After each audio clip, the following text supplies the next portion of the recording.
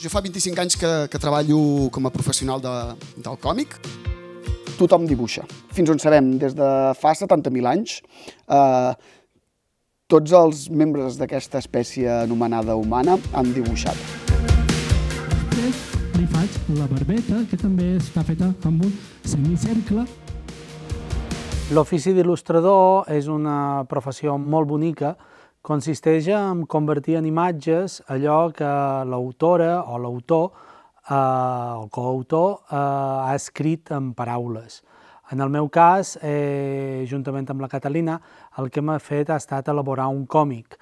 I un còmic és, com ja sabeu, un seguit d'il·lustracions que van lligades a través de vinyetes i a través de bafarades de text. Moltes vegades pensem que els il·lustradors han de saber dibuixar molt bé, i això no és veritat. Hi ha dibuixos que són bons, hi ha dibuixos que són graciosos o hi ha dibuixos que són interessants per explicar una història.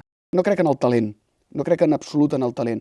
Crec en el treball, crec en la paciència, crec en la voluntat i sobretot en la passió.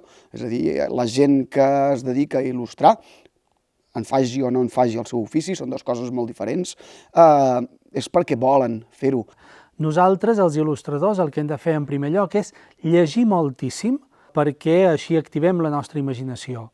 Mirar moltes pel·lícules, moltes fotografies i molts àlbums il·lustrats i còmics d'altres autors per inspirar-nos i no deixar, evidentment, de dibuixar. Com més dibuixem, més adquirirem aquesta habilitat de representar gràficament les coses.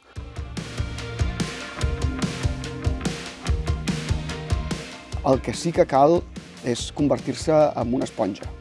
És a dir, a vegades no es diu això, a vegades ens centrem en aprendre a dibuixar, aprendre les proporcions, la perspectiva, l'anatomia i aquestes coses, la teoria del color. Ser una càmera, ser una persona que observa tot el que succeeix al seu voltant, que absorbeix allò que veu, allò que viu, allò que llegeix, allò que escolta.